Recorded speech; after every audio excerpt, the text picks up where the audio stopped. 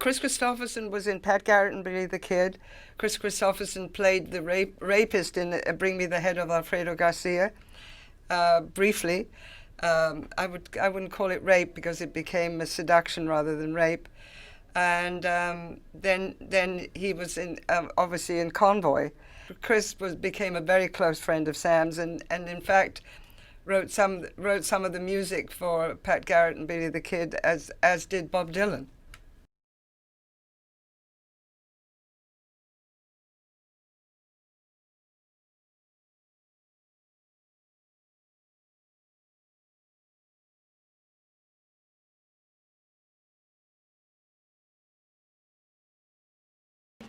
If we could talk a little bit about Sam now. Yeah. And maybe going back to the first time that you met him. You probably knew about him, and my understanding is that you worked fairly close to Peckinpah Mountain, so you had something in common in terms of the knowledge of the countryside and construction and so on. But when you met, what was that like? I think what Sam and I had in common, more than the fact that I worked on a logging road that was up in where he lived in the mountains in California, was we had the same values, and we were both drunks. But Sam believed in the nobility, you know, of the dignity of the human spirit, and I think that attracted me to him. He believed his people were always rising to the challenge. You know, he believed in the importance of courage, you know, and being true to your school. And Sam was a great example for a lot of us of being true to your school. You know, he was on the side of the angels, you know, fighting against the money people all his life. And so I think that attracted me to him, the fact that he, you know, before I ever met him, you know, just standing up for the underdog. You know, if he was making a movie today, he wouldn't be making a movie about Desert Storm. He'd probably be making a movie about the Palestinians or the Panamanians. If Sam was to film the Panama invasion, we'd know what happened down there, you know. So all these values of his made us hit it off right away, because in our misguided ways, we're fighting on the same side. I mean, you're both at that point fairly intimidating men, as I understand it. I didn't feel very intimidating. He was intimidating. Sam intimidated everybody on his set. I can remember the meeting.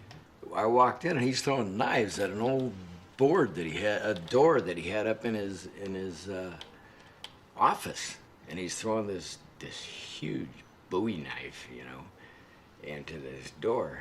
And I don't know whether that was for intimidation or James Jones, Hemingway type of chest thumping or what, you know. He had a lot of that in him. He was a romantic, but he's an idealist, you know. I think I recognized the integrity in Sam right away. Also, I recognized an old coyote, you know, that it was, well, I didn't dream of what an old coyote he was at the time, but who was always going to be trouble, never's going to be easy. Like Alan Keller said, Sam loves turmoil, you know, but he was an artist. He believed in his vision, you know, and the importance of doing it, and he didn't compromise that. I mean, it's a very bold piece of casting to give you that lead. Incredibly, yeah. Well, and how did he talk to you about that role? Well, he gave me a book that he said was the most accurate account of the way he looked at Billy the Kid. and the Billy the Kid legend. You know, there's so many different versions and true things and untrue things. And he also got me access to a lot of the actual history. You know, letters that were written by Billy the Kid to the governor and stuff like that. And the Kid was this wild freedom guy that Sam loves so much, you know.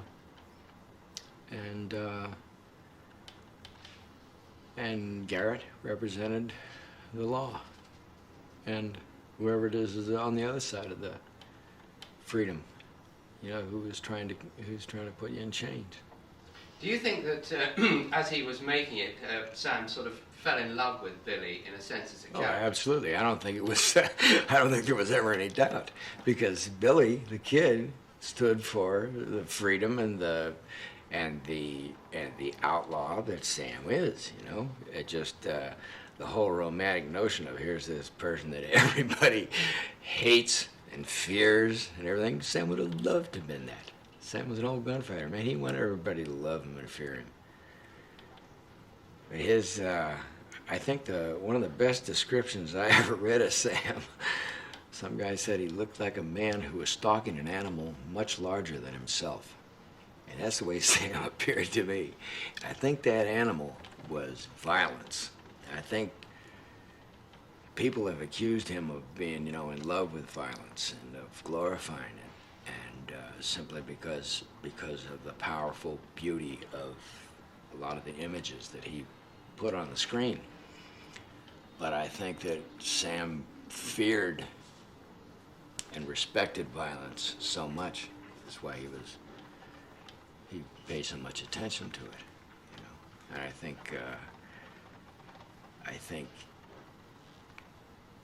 violence was that animal, that he feared it so much that he courted it, you know, that he stalked it, went after it.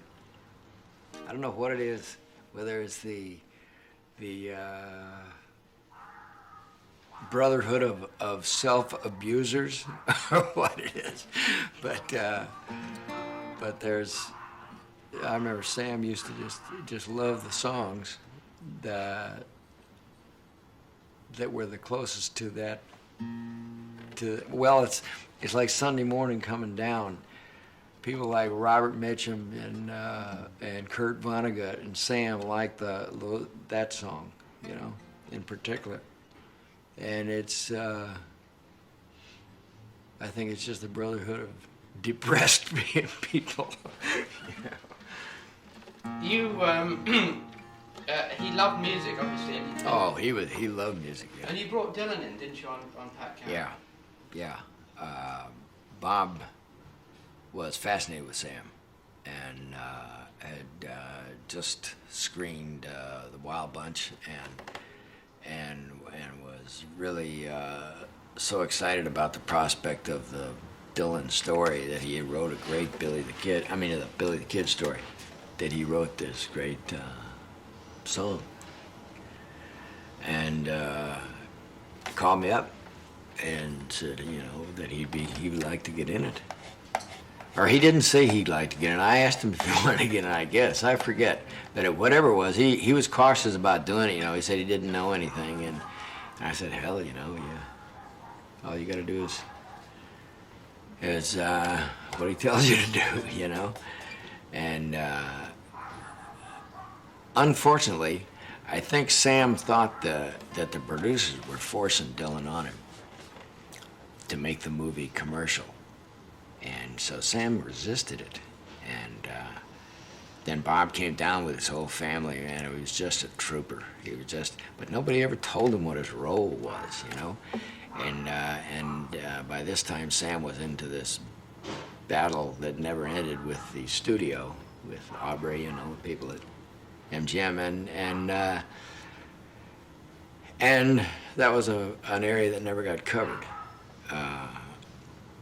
It's unfortunate because Bob had a screen presence that was riveting. You know, he was a great person to use in the story as the eyes through which the story unfolds, because he was supposed to be this printer's devil that followed him off, you know, and it was based on an actual character that showed up with Billy the Kid once, named ironically Alias. And Bob's got so many aliases, you know. You have a theory about that part, though, the fool in Lear, wasn't it? Yeah. Could you say that? Well, he was like the truth teller, the guy who has nothing to gain. It was used. The device of the fool is a Shakespearean device, you know, through which somebody who's completely objective because they have nothing to gain by telling a lie, is able to tell you the truth. And the fool is, whether he's the natural fool you know, there was always a superstition that these people were closest to God, you know, and that they were truth tellers in the old villages. The village loony, I guess, would be, because he had nothing to win or to lose by lying to you. And that sort of transferred over to the court fool, like the fool in Lear, who by the protection of his motley, by being the fool, could tell the truth, you know. Sort of Sam's role in life. That film is a circular journey where Coburn is, in a sense, chasing his younger self. So Yeah, and ends up, or begins the movie as the victim of the same people he was working for when he killed the kid. These same bastards, the money people, the same ones who are running the country today, who have all the guns and money, have hired him to kill this revolutionary, freedom-loving Billy the Kid. And the same people killed Garrett when he was an old man. So the wheel turns. The wheel turned, yeah. It was the guy who lived by the sword was killed by the same people. There's a feeling that that's the very last Western, although in fact you made a Western after that, a very substantial one. But didn't you get the feeling when you're making that this was like the nail in the coffin of the Western? Well, I felt so lucky to be in a Peckinpah Western, you know, that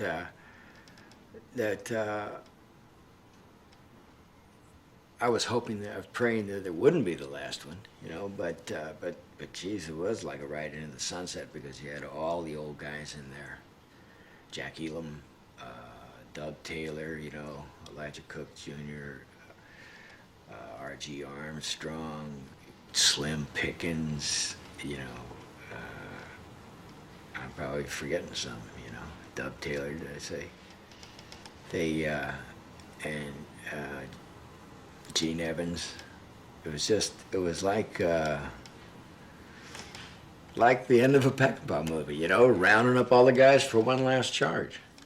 Sam had to make that movie, you know, as almost like a guerrilla. He had to go out.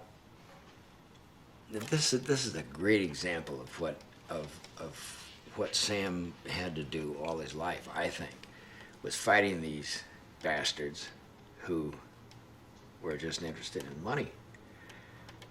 And they had told him he couldn't do this scene that he wanted to shoot that was in the Billy the Kid about this when Garrett's on looking for the kid and he's standing by the river of this place and this raft starts coming down the river and a man's shooting at a bottle, and Garrett watches a minute, then he starts to shoot at the bottle, and then the man starts to shoot back at Garrett's feet, you know, and they splash each other, and then he disappears down the river, and it's this wonderful non sequitur, beautifully photographed and everything, that said more about the whole thing, you know, of these people, the whole mindset of that time.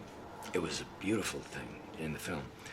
They wouldn't let him shoot it, so we had to go out on a day off under pain of death. We could not divulge this secret, you know, that they were shooting. The whole crew went out and everybody did worked for nothing and filmed that scene on a day off under a cloak of secrecy, you know. To have to make a piece of art that way is ridiculous. to think that he would have to scheme and sneak around to do some of the best work, you know. We spoke to R.G. Armstrong, who was quite eloquent about the way that Sam needled actors into a rage or an anger which is positively used for the film. And there's of course a famous scene between you and Deputy Ollinger. Oh yeah, he had poor Archie so worked up that he damn near yanked the hair out of my head. He had, and which was better for me because not being a trained actor, it was much easier for me to react to real pain than to imagine it, you know, and real fear. And I looked up into Archie's eyes, man. They were black as marbles. And I said, well, he's pushed this one right over the edge, you know.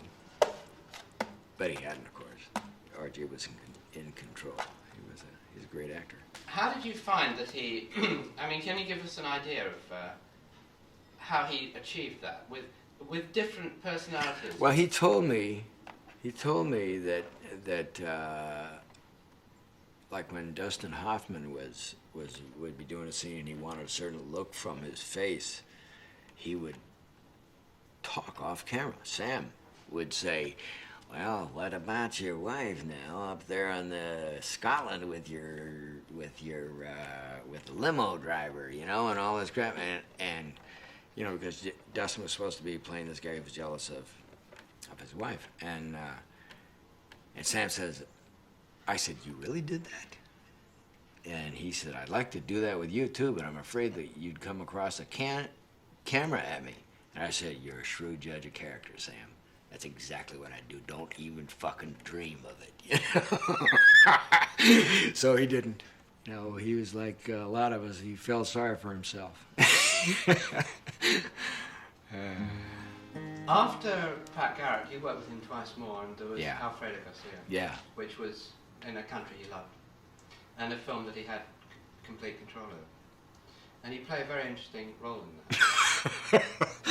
I've always felt guilty about that, about the role in Alfredo Garcia, because Sam, Donnie Fritz and I went down. Donnie was my piano player in my band, and Sam had loved him and used him in Pat Garrett and Billy the Kid, and wanted us to do this scene in the film down there. Well, we went down to do it, you know, just for Sam, and got hanging out with him and all the Indio, you know, and Emilio, and Sam had to make the part bigger because he just couldn't stand to not have me in a bigger part, I guess, or something. And it really was to the detriment of the film. He tried to make this, God knows what he tried to make out of this rape scene. He tried to somehow sensitize it or something. It became totally unintelligible, the actions, and it really weakened the thing between Warren and his lady, because she looked like she was she had feelings for this rapist, me.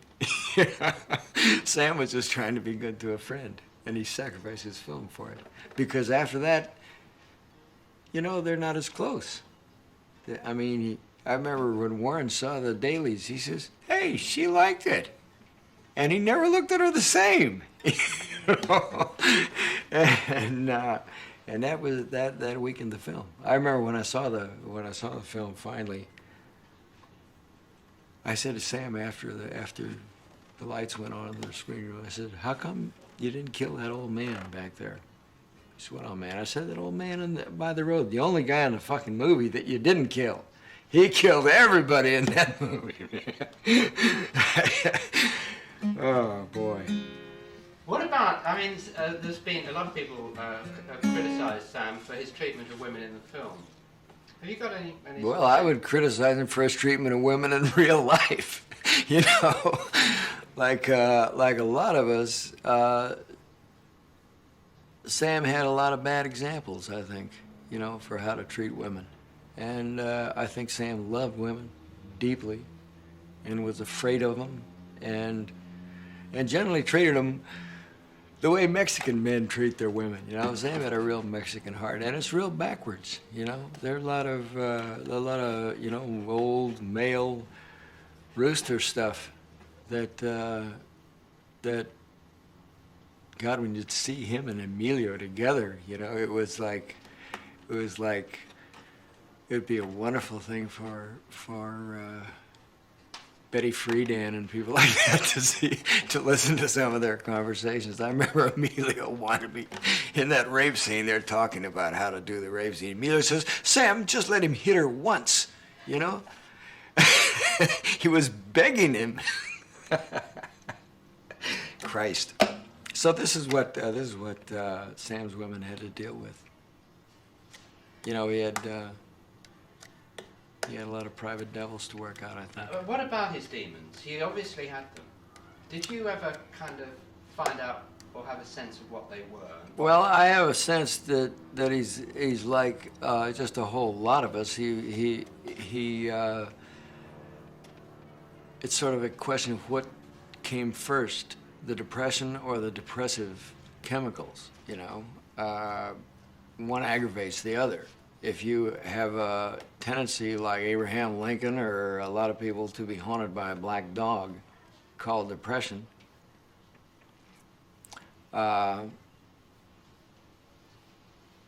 you take chemicals to alleviate it. We drank so much whiskey. We drank so much mezcal, so much tequila, that you end up accelerating the cycle of, end up making yourself more depressed by taking these depressing things, you know. And I think that's where Sam lived. Plus, he was in some depressing circumstances, you know.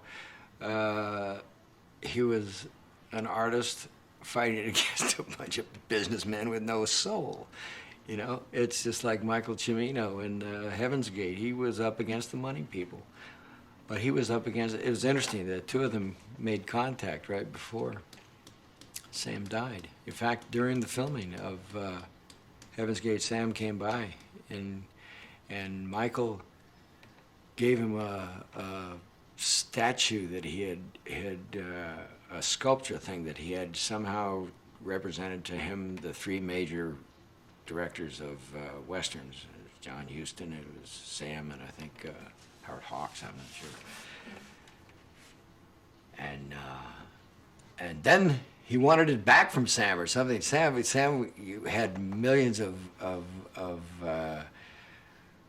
misdirected rages, and as is another one of our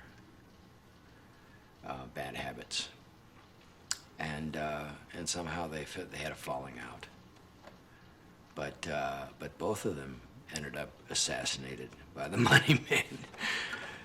Sam over a longer period of time, but Michael much more dramatically. The whole industry lined up against him and just blew him out of the water. Sort of the way the CIA handled Carter. Because he represented a way of making films that Sam also represented, where the director was the story writer and the creative controller of the product, and the people, the heads of the studios, said explicitly that unless the president of UA said about Michael Cimino's film, unless we get control out of the hands of the creative people, our industry is headed for disaster. This was in an article that appeared the day his film was shown at Cannes, and he was sabotaged. Your third experience working with him was on Convoy. Oh, God. And, you know, it seemed he was on a descending path then. Can you talk a bit about how he was and how the film was? Well, boy, that's another one that got away from us. It was, Sam called me up, I think it was from England, and said, you know, he had this script he wanted me to read, and he thought we could have a lot of fun doing it, you know. And, well, that turned out to be totally false. It was a lot of agony, as most of his things are. but it had a lot of what was Sam's gifts and his strengths and his weaknesses, both. To his credit, he tried to make the thing larger than life, you know, and succeeded. It was, it didn't quite make it to the revolutionary Viva Zapata place that he wanted, which is where he lives, you know.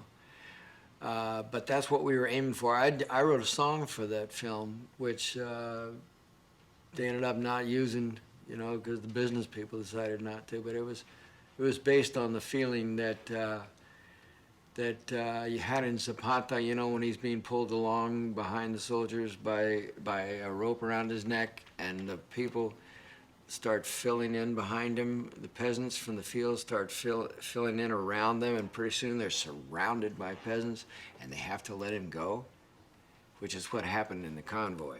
These little people keep entering the convoy till it's so big, and they have to let him go. And it was a freedom song again for Sam, you know. That's probably another reason why he and I were drawn together, was both of us had this feeling for freedom, you know, for freedom from authority. And the task we had in this one was to take what was basically a mindless script by my old friend Bill Norton, and make it stand for more than smashing up a bunch of cops and knocking down a city or two, you know, and make it stand for a statement, you know, which we tried with sort of success to do in that one. One of the things I remember most about Convoy was that in this scene we were shooting we had just, one of the most difficult scenes to hold the audience sympathy was when we terrorized this town with the trucks. We just destroyed this little town. There was a speed trap. But it ends up with all these, I mean, we're chasing this poor old cop, Ernest Borgnine, around the city, destroying it in our trucks. It's kind of hard to keep sympathy with the good guys in this, you know, when they're the bullies.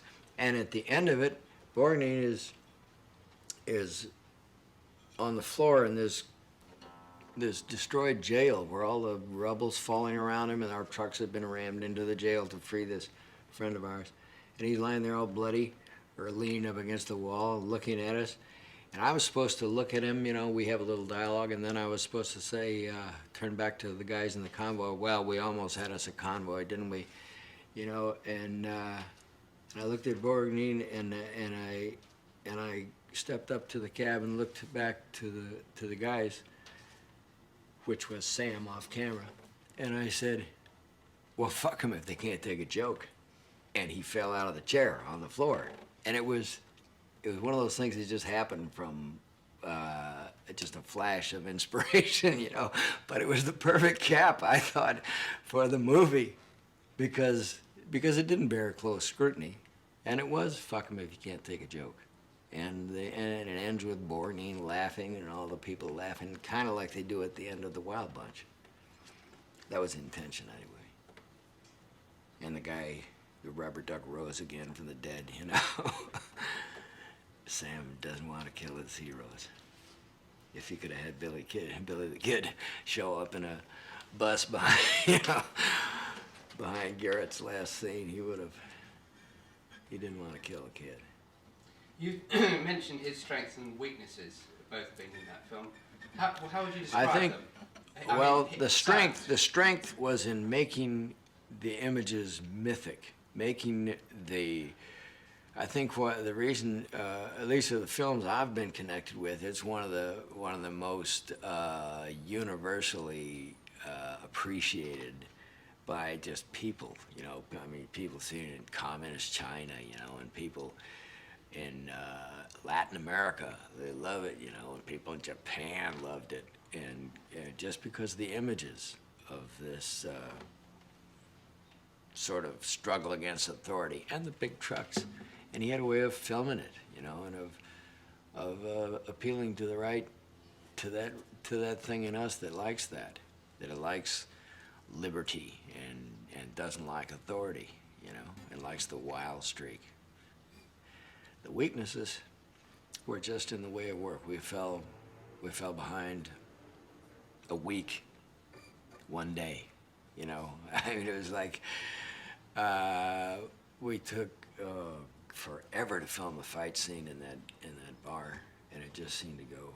It was like sort of like Heaven's Gate, you know. It just seemed to what was happening, and like a lot of us, God.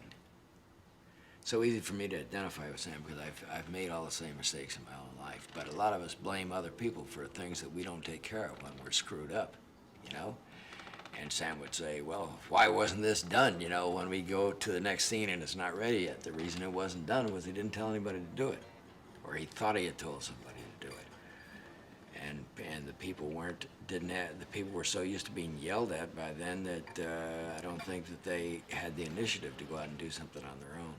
Whatever was the cause, there was a lot of time wasted. I can remember Ernest Borgnine so mad one time up in the helicopter when he's flying around out there. He just called down and chewed out anybody who was listening on the radio for a long time, and then just went home. He said he had had enough of this bullshit, you know. The weaknesses. And the weaknesses beyond Convoy, I mean, extrapolating to beyond that film particularly. And the strengths too. Well, I think he made mistakes of the heart, you know, at least. He was trying to, he would fall in love with different parts of the story, you know. And I think maybe it's really a mistake to call them weaknesses. I was wrong to say that because it's just part of Sam. It's like saying that Shakespeare had weaknesses, you know, the clowns weren't funny or something, you know. Just, it's like they say in a bullfight, yeah, to people who don't like the picadors, you know, it's part of the faena, it's part of the whole package, the ritual of it. And Sam's weaknesses were his strengths, I think. The slow motion violence, you know. Sometimes it was good, sometimes it threatened what he was trying to do, I think. It came close to glorifying the thing that he was trying to warn us about, I think. You said that you think about him a lot. And I get the sense that you identify with him as you're getting older more than perhaps even when you were with him. Well, I always identified with Sam. I felt like a younger version of him, but I could always see the same sort of commitment, you know, and a sense of duty that came from a certain generation of people who had to do military service, you know, and for whom it was a fact of life, and who felt a duty to country, to a duty to art, you know, a duty to try and make a good product that a lot of people don't seem to have today. But you know, he was an old soldier. The reason I think about him so much today is I think there's so much today that calls on us to make this stand, which is like a Peckinpah stand. I think in my own case, it's my activism's got more focused, you know. I feel that it's real necessary for me to stand up and speak out about the things that I see wrong with our society today, and it seems very much like what Sam did. What do you miss most about him, Kris? His heart, I guess.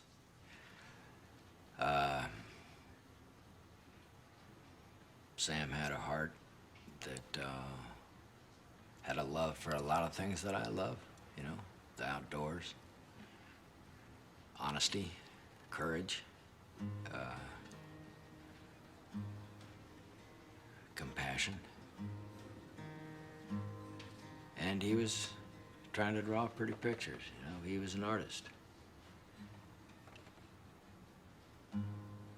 There ain't many of them left, you know.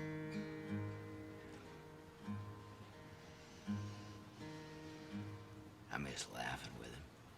We laughed a lot. Have you got a Sam story that's a favourite one?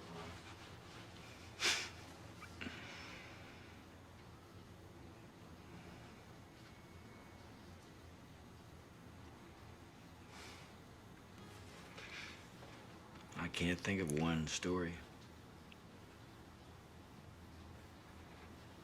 I can't think of one. If he was back here just for a minute, what would you say to him? Sam, let's film the invasion of Panama. Let people see what really happened.